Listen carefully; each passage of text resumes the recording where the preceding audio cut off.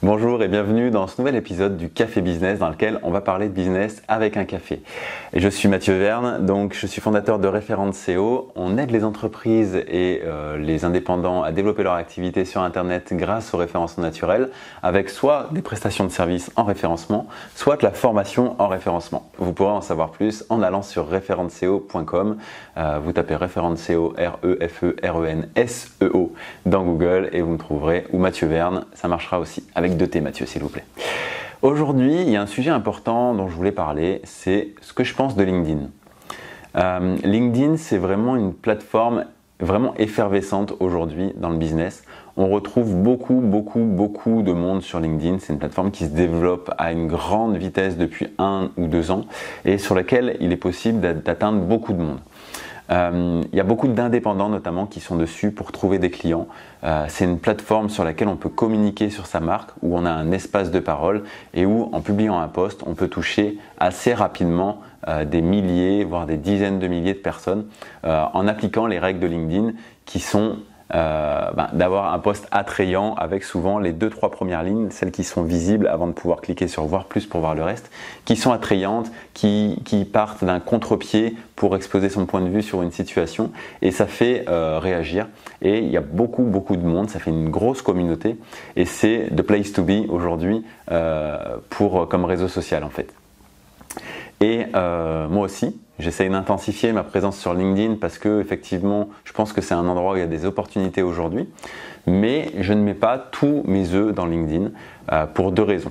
La première raison, c'est que déjà, les réseaux sociaux, c'est pas forcément l'élément dans lequel je me sens le plus à ma place parce que c'est pas mon tempérament que d'aller échanger avec les gens tout au long de la journée et vraiment ceux qui performent sur LinkedIn, mon impression en tout cas, c'est qu'ils y passent beaucoup de temps et c'est pas quelque chose qui peut être sous-traité facilement parce que c'est vraiment la voix de l'entrepreneur qui porte. On ne parle pas au nom de l'entreprise, on parle en son propre nom.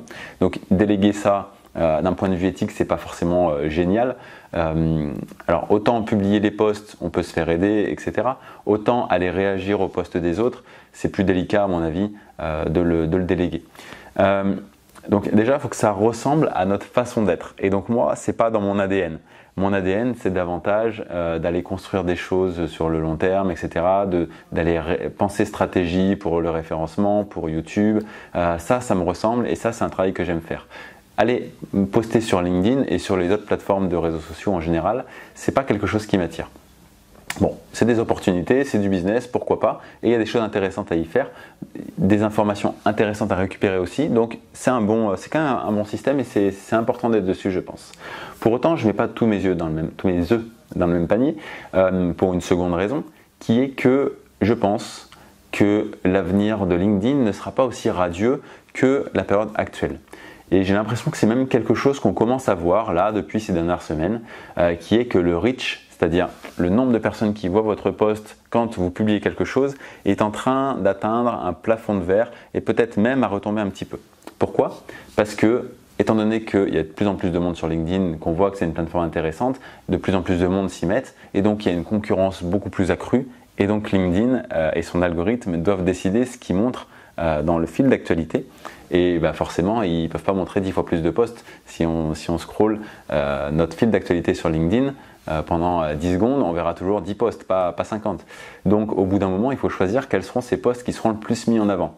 Et ça me fait énormément penser à ce qui s'est passé avec Facebook, qui était visible à peu près 10 ans avant LinkedIn et qui lui aussi à un moment donné a connu sa période de gloire parce qu'avec une page Facebook, c'était génial, on pouvait poster quelque chose et on avait tous les fans de notre page qui voyaient notre post gratuitement.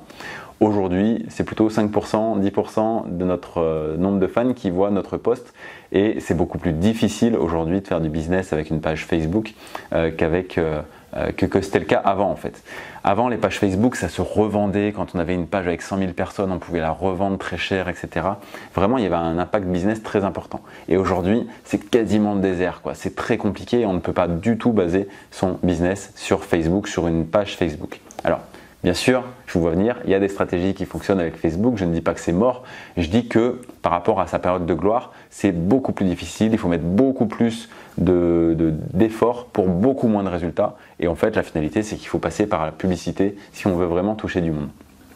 Et LinkedIn, en fait, c'est un peu pour moi le Facebook d'il y a 7-8 ans, où tout est possible, où c'est une plateforme montante, où c'est facile entre guillemets, mais forcément ça ne durera pas, en tout cas c'est ce que je me dis moi, et je pense qu'il y a beaucoup de gens qui ne le voient pas et qui misent beaucoup sur LinkedIn, et le jour où ça ne sera plus visible, ils vont se dire mince, qu'est-ce que je fais? Est-ce que j'ai misé sur d'autres choses, ou est-ce que j'ai tout mis sur LinkedIn et que je me retrouve avec une audience qui ne voit même plus ce que j'écris, et comment je fais?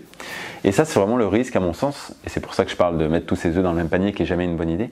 Et c'est pour ça que je ne fais pas que du référencement non plus, parce que ce serait mettre tous ses œufs dans le même panier aussi. Donc je suis présent sur LinkedIn, je suis présent sur d'autres plateformes, etc. Mais pour moi, c'est beaucoup plus sain d'être présent sur des éléments organiques comme YouTube et comme le SEO, et principalement le SEO, hein, vous me connaissez, parce que c'est beaucoup plus fiable dans le temps, c'est sur mon site m'appartient, la seule chose qui ne m'appartient pas, c'est comment Google met en avant mes contenus, mais c'est sur mon site, c'est pas sur Google que je publie mes contenus, c'est sur mon site.